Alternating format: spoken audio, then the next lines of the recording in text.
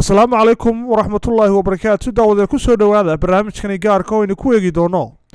kulan ay magaalada hargeysa ku qabatay hay-adda shaqadoon kaasi oo lagaga hadlayay caqabadaha dhalinyarada ka haysta helitaanka dhaqaale ay ku abuuraan ganacsiyadooda gaarka iyo sidii loo abuuri lahaa jawi ay dhalinyaradu ay ku helaan maalgashi caalami amabase mid maxalliya waxaana kulankan la isugu keenay mas'uuliyiin ka kala socotay bangiyada deymaha bixiya sida Premier Bank iyo Dahabshiil Bank wasaaradda ganacsiga bankiga dhexe iyo shirkadda caymiska ee Takaful Insurance haddaba aynu wada milicsan oo sidii uu u dhacay kulankani wadooyinkii iyo jidadkii infrastructure-kii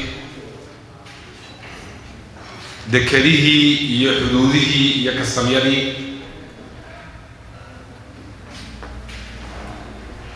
iyo weliba haddii businesskaaga aad ka maaranto inaad dib u iibiso inaad dib u iibin karto kaga takhalusi karto iyadoo lacagtaadii ama aad kala barka heshay ama inteediiba wada heshay ama aad macaash ku heshay marka business kasta waddan kastaaba waddan kale uu kaga wanaagsan yahay qodobada aan soo sheegnay siday u fudud yihiin marka waxaa jira halbeegyo la isticmaalo oo la isku beejiyo oo waddankaagaasi aad ogaanayso halka uu ka galay halkan dadka u adeega shirkadaha yaryar iyo ganacsiga oo ay ku jirto xaruntan aan imiga joogna maxaan ku dhahaa shaqadoon oo weliba gaar ahaan tababara dhalinyarta imiga kusoo biiraya ganacsi ee imiga tacliintoodii iyo tababarkoodii dhammaystay waxa ay la kulmaan caqabad markay is yidhaahdaan businesskii gala oo shaqadii bilaaba fikrad bay haystaan fikrad qurux badan oo shaqaynaysay haystaan iskilkii iyo xirfadii bay leeyihiin suuqii bay haystaan haddana businesskii ma wadi karaan caqabadaha dambe ha u dambeeyaan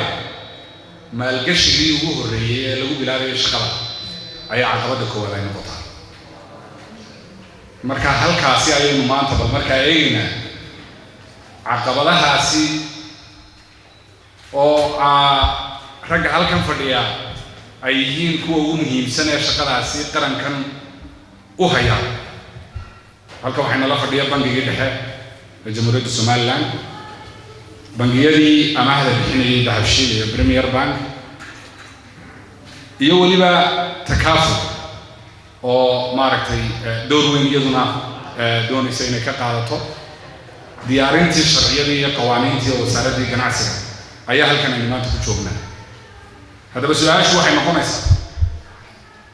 waxaan ogaanay dadkaasi ganacsiga bilaabaya inay maalgashigu ku adag tahay miyay dareenkaasi horta qabaan dadka adeegaasiya bangiga dhexe ma og yahay inay caqabadaasi jirto muxuu ka qabtaa ama ku fogay uu ka qabanaya wasaaradda ganacsigu wax ma ka qabataa oo xisaabta ma ugu jirtaa ma la socotaa dareenkan miyay nala qabaan dadka lacagta iyo deymaha bixiya iyo bangiyadu mise waxaa sidaas oo kale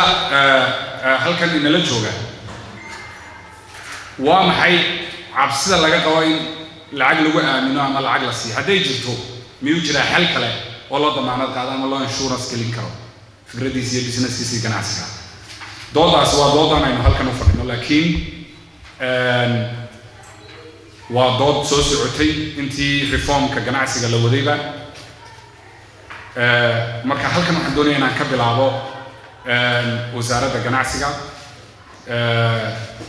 agaasimaha qorsheynta oo inta badan la socda isna maxaan ku rahdaa small and medium small and medium enterprises kusoo dhawo barkad mid ka mid ah caqabadaha haysta cidda doonaysa inay ku soo biirto dhaqaalaha dalka ama ganacsiga sidii loo xalin lahaa iyo maanta guud ahaan inaynu fahanno waa maxay caqabadaha ku hareeraysan si caqabadaha jirta loo xaliyo qodobkan isu taagana waxa weeyaan waa access to finance inaan helo maalgelintu nooc walba noqon karta laakiin inaan hororta maalgelin aan dhaqaalihii iyo ganacsigii aan lahaa aan dhaqaajiyo sidee lagu heli lahaa iyo caqabad hortaala caqabadani waa mid aynu kala wadaagno dunida caalamka ma ahan dhib keliya oo innaga inagu kooban laakiinse waa mid guud ahaan ka jirta dalalka soo koraya iyo dalalka horumarayba tusaale ahaan oo kale haddii ay dalkeena guud ahaan dhaqaalaha dalka waxaynu samaysanay qorshahaasi wuxuu sheegayaa caqabad kasta oo dalka ka jirta sidii ay tahay in loo xaliyo waxaynu ku jirnaa bartamihii qorshihii labaad ee uu qaranku dejiyey oo loo yaqaan National Development Plan 2 qorshaha labaad ee qaranku uu ka hadlay qodobo fara badan uu sheegay laakiin way ballaaran yihiin qodobadaas ballaaran waxaa la hoos geeyey qaybo kala gedisan waayo waxaan leenahay sidaan ognahay waxa ugu sarreeya qarankeena waxa weeyaan waa meel fog oo loo socda 2030 ayaa la doonayaa in dalka la gaarsiiyo dal xasiloon nabad ah barwaaqo ah qof walba oo ka mid ah bulshada Soomaaliland uu ku noolaado nolol wanaagsan taasi waxa weeyaan waa ereyo aad u waaweyn ereyadaas si loo gaaro qaranku wuxuu isweydiiyey maxaan ku gaari karaa waxaa la sameeyey ujeedooyin laftirkooda way ballaaran yihiin laakiinse waxa ay ka hoos imanayaan meeshii lagu socday because waxaan doonaa caalamka inay waxba qaybsano saddexda ujeedo aynu dejinay wuxuu ahaa saddexdan waxaa ku jira dhaqaale tusaalahaan oo kale economic diversification dhaqaalihii in la ballaariyo waxaynu ognahay dhaqaalaheenu inuu yahay hal meel kulufid waayo dhaqaalaheenu wuxuu ku tiirsan yahay xoolaha nool waxaa la isweydiiyey qaabkeed uga bixi karnaa waxaynu uga bixi karnaa aynu ballaarino dhaqaalihii aynu samayno economic diversification maxaynu ku gaari karnaa waxaynu ku gaari karnaa aynu ogaano ganacsigu inuu nooc ka kooban yahay waxaa ku kooban yahay micro level small medium enterprise intaasba waxa weeyaan waa intii dhaqaalaha saamaynta ku lahayd sababta waxaa la dhahaa boqolkiiba 90 inay dhaqaalaha intaasi wax ku kordhiyaan hadda waxaa la yidhi qofkii dhaqaalaha soo gelay ka waran oo ah ujeedada maanta u jeedo dhalinyarta iyo dumarka iyo muxuu ahaa dadka dhaqaalaha badan haysan waxaa la isku dhahaa waa marginalized groups kooxaha u baahan in sida gaarka ah loo xanaaneeyo marka guud ahaan cidda soo gelaysa iyo cidda yaryar u baahan sida dumarkii oo kale in wax laga qabto baahiyahooda oo access to finance ay ka mid tahay dowlad ahaan maxaa loo baahan yahay dowladdu badanaa iyadu ka dejinayso dhaqaalo loo bixinayso muxuu ahaa amarna kuma soo dhogayso ganacsiga laakiinse waxa weeyaan waxay dejinaysaa enabling environment jawgii suurtagelinayay weelkii wax lagu shubanaya ayay suurtagelinaysaa waxa weeyaan weelkii saamaxayay inuu ganacsigu horumaro ganacsatadii dhaqaalaha bixinaysay ganacsadii ka shaqaynaysay dhammaantood in ay helaan jawi ay ku shaqeeyaan inay dejiyaan ka waran haddii shirkadaha dhaqaalaha wada saa loo sheegay boqolkiiba 95 aanay lacag bixin ama ay ku adagtahay inay amaahayaan waxaan doonayaa inaan baldareenkaasi iyo guud ahaan access to finance dhowrkii sano u dambeeyey iyo bangiga dhexe isbedeladii ka dhacay iyo reformkii ka dhacay bal intuu wax ka tahay si aan markaa bal caqabadu halka tahay iyo bangiyadii iyo markaan isku arki karno markaan kusoo dhaweynayo agaasimaha cabdiraxmaan bangiga dhexe Somaliland mawduucani waa mawduuc ballaaran oo kulley discussion badan u baahan marka haddii aan topiga dul tago waxaa la weydiiyey bangiga dhexe maxaa horta ma ogyahay caqabadan jirta ee waxa weeye entrepreneursku ay badanka wajahaan maxaase uu ka qabtay waqtiyadii u dambeysay waxa aan rabaa inaan dhowr qodob aan isdul taago ka u horeeya waxaa bangiga dhexe horta laga rabaa isagu inuu maalgeliyo maaha oo maalgelin isagu ma sameeyo waxa maalgelinta sameeya waa bangiyada private-ka bangiga dhexe waxaa laga rabaa inuu environmentkii ay lagu maalgelin lahaa uu diyaariyo oo waxa weeyaan qofkii maalgelinta qaadanayay khatartiisina yaraato maalgelintiina waxa weeye meel safe tagto marka waxaa bangiga dhexe laga rabaa waxa weeyaan inuu diyaariyo deegaankii ku habboonaa maalgashigaas hadduu dhaco bangiga dhexe wuxuu sameeyey muddooyinkii u dambeeyey xeerarkii jirayna waxa weeyaan isbeddel ku sameeyey oo wuxuu waafajiyey best practice waxaa la idhahdaa yacni wuxuu waafajiyey xeerka laga rabo xeerarkeenu inay yeeshaan sidoo kale xeerka baananka ganacsiga oo dood badan ay ka dhalan jirtay ayaa wuxuu waafajiyey shareecada shareecadu isagana waafajiyey marka qodobka waxaan aan usoo qaadaya waxa weeye haddii bangiyo badanka adduunyada international investors waxayna weydiiyaan xeerarka waddankeena waxay yidhahdaan xeerarkani kuma habboon meel aan maal gashano waxay yidhahdaan xeerkii bangiyada aan islaamiga ahayn ama bangiyada commercialka ma iman karaan oo waxa weeyaan ma iman karno markaa meeshaa ma iman karno marka haddii loo diyaariyo xeerarkii ku habboonaa waxaan filaynaa inay bangiyo kalena waddanka yimaadaan haddii bangiyo kale yimaadaan waxaan badanayaa waxaa la yidhahdo access to finance amba access to banking and financial services kaas waa qodob haddaan qodobka labaad u gudbo bangigu wuxuu sidoo kale u diyaariyey horta wuxuu eegay caqabadani maxay usoo noqnoqotaa maxay oo xataa bangiyada way ii markhaati furi doonaane aan discussion kala galnay waxyaabaha markaanu raadinay waxaan ogaanay entrepreneurska laftirkoogu inay khatartoodu badan tahay oo deyn qaadashadoodu waxa weeyaan deyn soo celintoodu ayna fiicnayn marka waxyaabaha khatarta ugu yaray waxa ka mid ah ee aanu diyaarinay in la sameeyo xafiiska la yidhaahdo credit reference bureau wuxuu ku jiraa final stageskii oo regulationkii waanu diyaarinay oo in la publish gareeyo faafinta rasmiga ligay u baahanay iyo waxyaabihii kale waxa weeyaan xafiiskaasi u baahnaa waxaad u jeedaa xafiiska diiwaangelinta deeqaata marka xafiiskaasi waxa weeyaan haddii uu aad bangi hore deyn aad ka qaadatay bangiga kale kama qarsoomeyna deynta qaadatay bangiyadu inta jeer deynta qaadatay waxaa dhacda kulley culimadaasaa sheegi doonta nuuridiin cabdixakiim baa nala fadhiya bangiyada badanka waxa ku dhacdaa inaanay hayn xogba ka hayn dadka deynta qaata iyaga laftirkoodu wax laga yaaba in qof isagu intuu bangi ka qaato dabeeto oo default noqdo amba deyntii oo iska celin kari waayo dabeeto bangi kale haddana tago wax laga yaaba isla sale kula tiraa inuu haddana kaga qaato markaa bangiyadu si informal ah ayay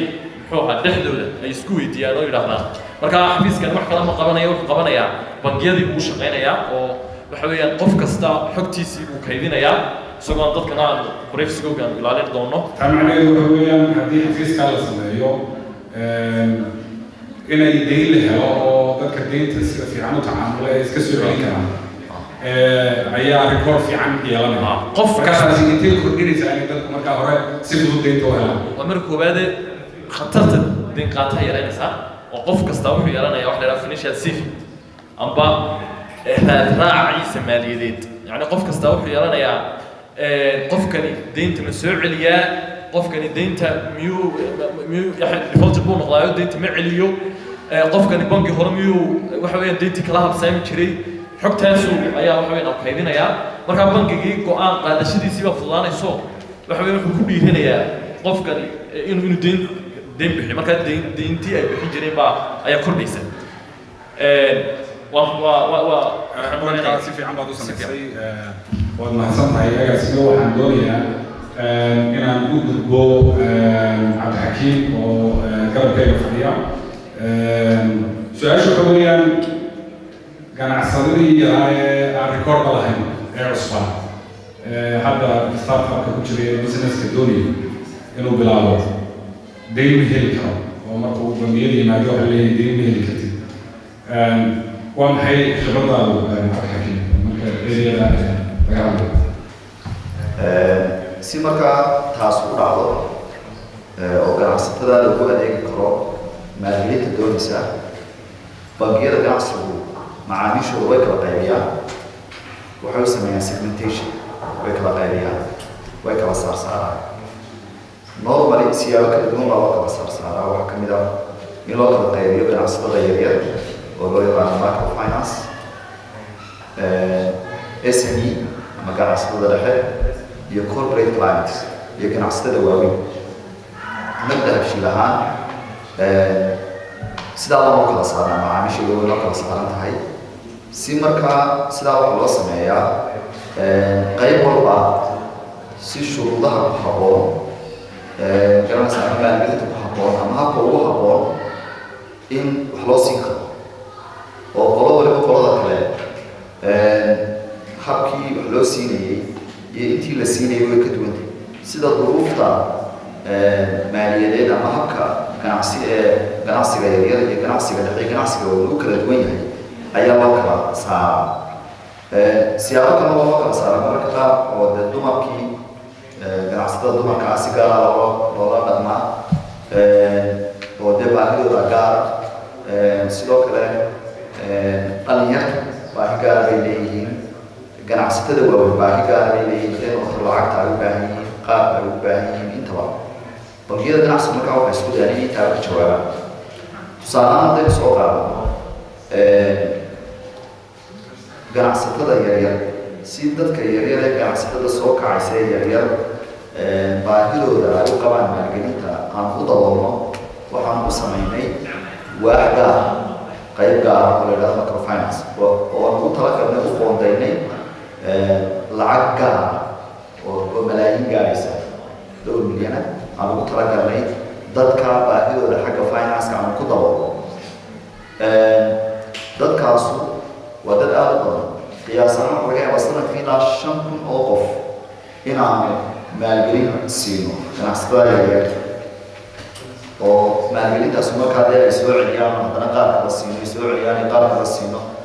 markaa dee bal qiyaas 5 sano markaad shaqaynaysay sanadkiiba aada 5,000 siiso aada u badan portfolio ku talagalna waa portfolio runtii aada u macquula oo dee daboolaysa baahida dadkaas markastana way sii kordhaysaa miyaad inaad la socotaa inay jirto iyadoo nambarka intaa leeg aad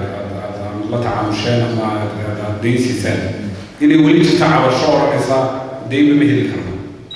doodaasi miyaad hore idiin soo gaadhay miyaad si maqashay hadday jirtana waa maxay sababu ay dadkaa qaybtaa cabanaysa heli kari lahaa sababtay u heli kari lahaa runtii arrintan access to finance waxaa la xidhiidhaa macmiilka ama bulshada ay la xidhiidhaa baahidooda tusaale ahaan waxaa nooc gaar ah ayaa laga yaabaa inay la xidhiidho cabashadaas lama wada xidhiidho bulshadii oo sidaan ku sheegay bulshada dawey way kala duwantay macaamiishu way kala duwan yihiin qaar waxa weeye kuwaan ku sheegay microfinance-ka ah qaar waxa weeye SME-ga qaar waxa weeye corporate-iska kuwaas aan la tacaamulno wax cabashii kama timaado oo maanu arag laakiin waxaa jira cabasho ka iman karta sector gaar sida matalan ama macaamiil gaar sida dadka startup-ka amaba ganacsi bilaabaya dadka ganacsi bilaabaya ee fikirun haya laakiin aan ganacsatada noocyo badan oo qaar waxa weeye business-kiibka bilaabayaan fikirkun bay hayaan marka waxay u baahan yihiin capital haddana waxay u baahan doonaan working capital labadaasay u baahanayaan qofku u baahanaya iyaga isla garanay problemkii qaybtaynu u socono qaybta ugu muhiimsan ee maanta aan halkan doonayna inaan wax ka midhahno waa qaybta adage weliba cusub waa qofka cusub fikradun haya dee businesskiina doonaya inuu galo marka qaybtaasi sidaa adiga kula muuqato waa qayb aan marka hore bangiyadu xiise badan u hayn ama waa maxay caqabadaha aad is leedahay way xagga bangiyada kala kulmaan oo ama shuruudaha bangiyada u yaalla ah amaba xeerarka amaba ah iyaga laftoodu qaabkay u dhisan yihiin had iyo jeer horta qofku marka uu business bilaabayo uu yidhaahdo waxaan doonayaa maalgelin start up oo waxbaan dee bilaabaya oo waxa weeye wax record hore oo business aan soo qabtay khibrad ma lihi sidoo kale ma lihi record hore oo business aan sameeyey ama mashruuc aan sameeyey bankiga runtii horta kuma dhiiranayo oo waxa weeye bankigu had iyo jeer waa in la fahmo lacagtan uu shaqeynaya laba meelood bay ka timaadaa waxa weeye shareholders capitalkii iyo lacagtii depositories-ka labadaba inuu ilaaliyo weeye oo uu meel wanaagsan geliyo oo cidda lacagta la siinayo ujeeddada bankiga waxa weeye lacagtii inuu qofkii siiyo baahidiisii qofku markuu dhammeeyo uu soo dhammaysto lacagtii si wanaagsan usoo bixiyo in haddana qofka loo baahan la siiyo oo lacagtii sidaa u wareegto guud ahaan Somaliland sidii noo sheegay agaasimuhu access to finance uu yaryahay lacagta u diyaara in ganacsi la siiyaa marka hore oo yartay sida lagu helaana dee shuruudo bay leedahay qof walbana iisu kuma heli karo aad uma fududa weli sidii standardkii la doonay okay laakiin waxay aad ugu sii adag tahay haddana kuwa bilaabaya marka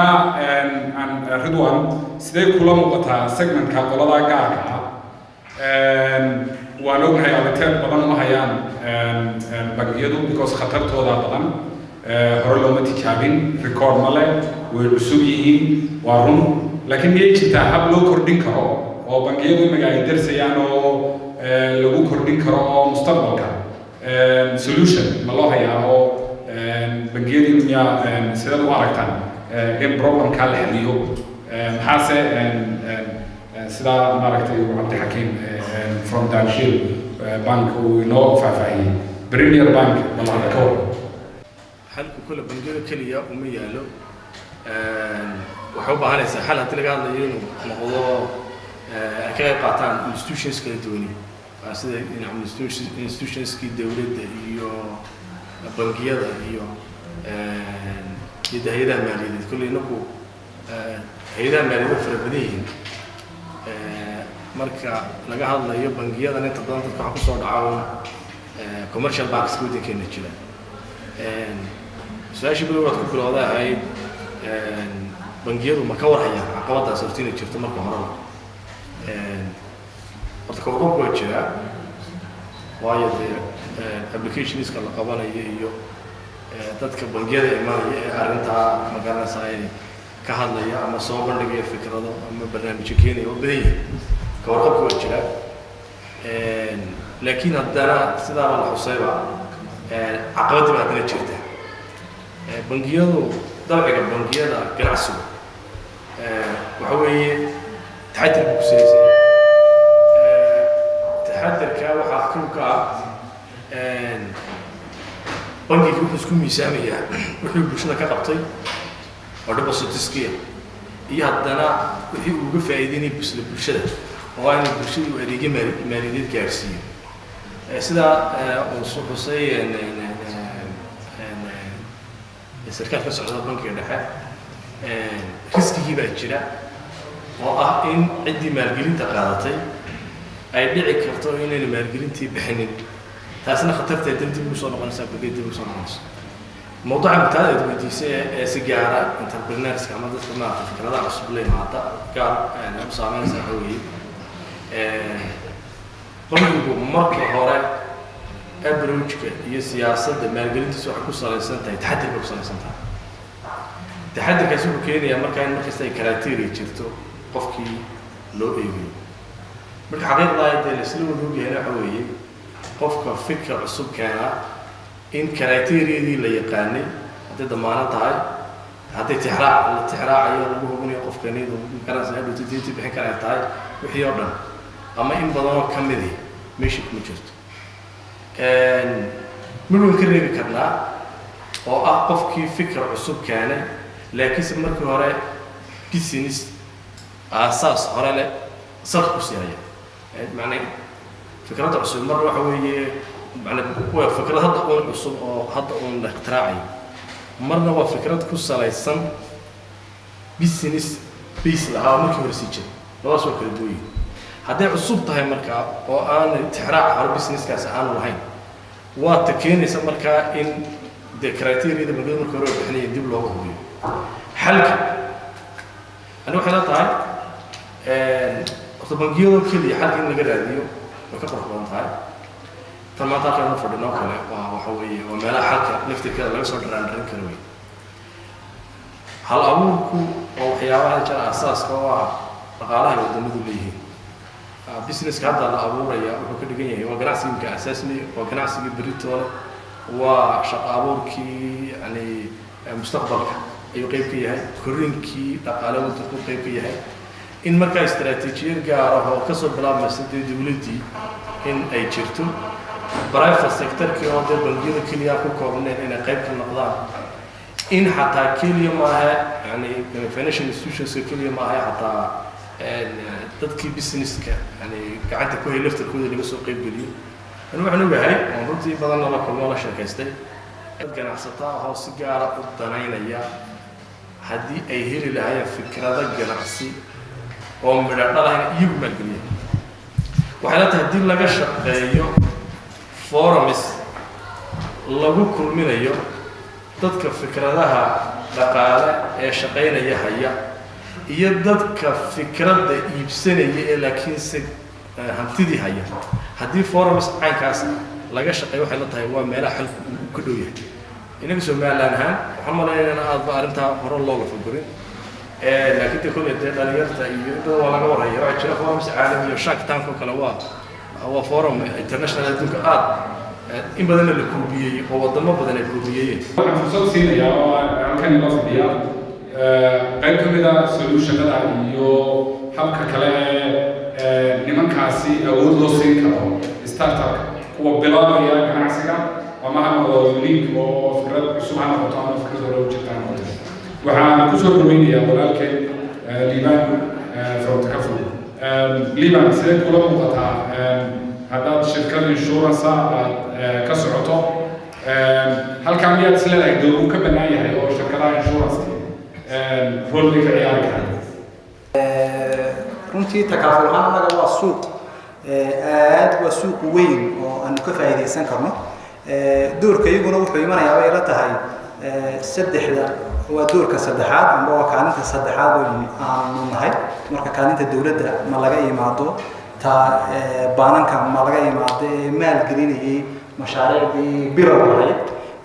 doorka kabaniyada caymisku wuxuu ku kooban yahay amba uu ku eeg yahay amba halkay ka ciyaari karaan waxaa weeye mashaariicda baananku ay maalgeliyeen startupska inay iyagu caymiyaan laba faa'iidaba waa ay ka helayaan kow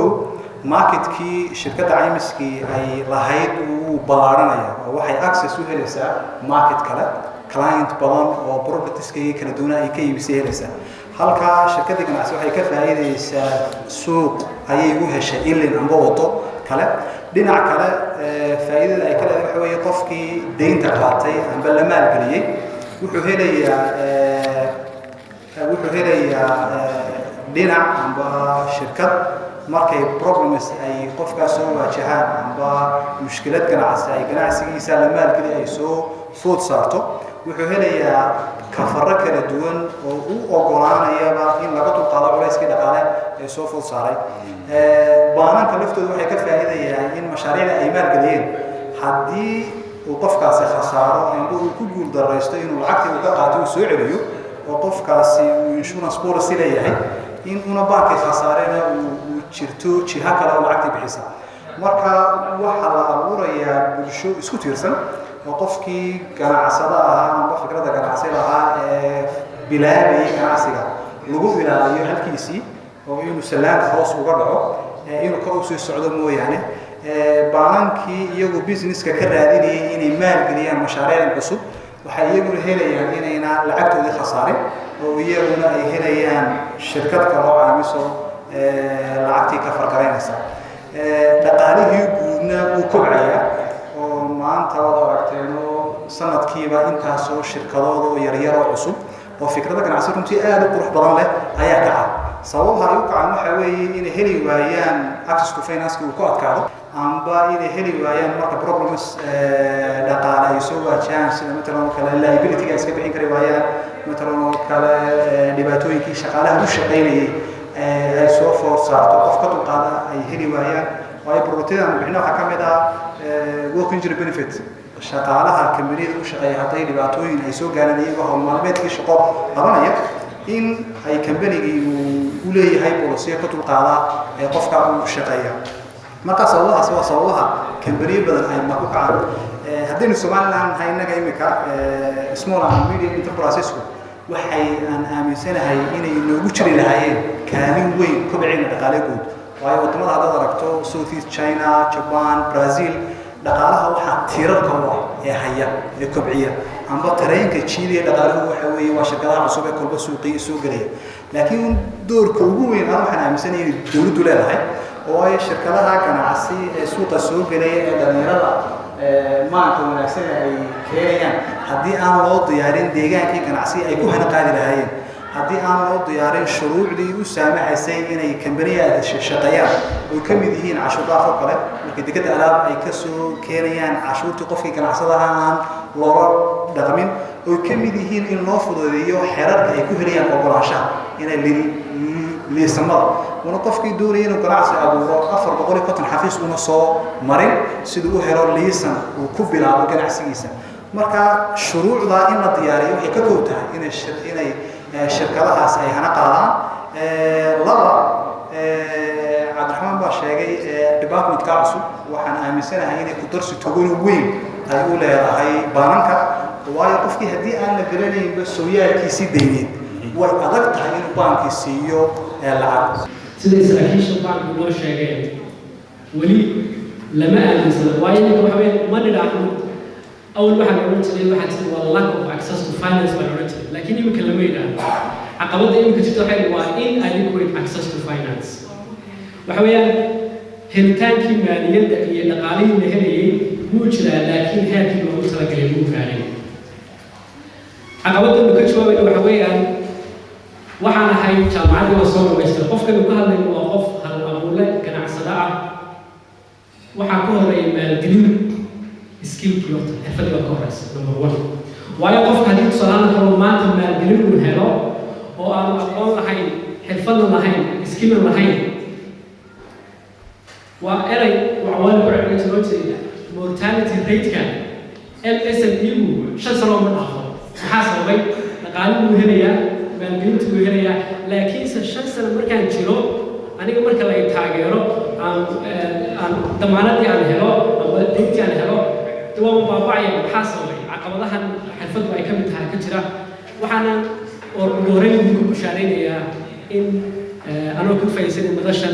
إن دولت أي وسائل ديارسي سياسة MSME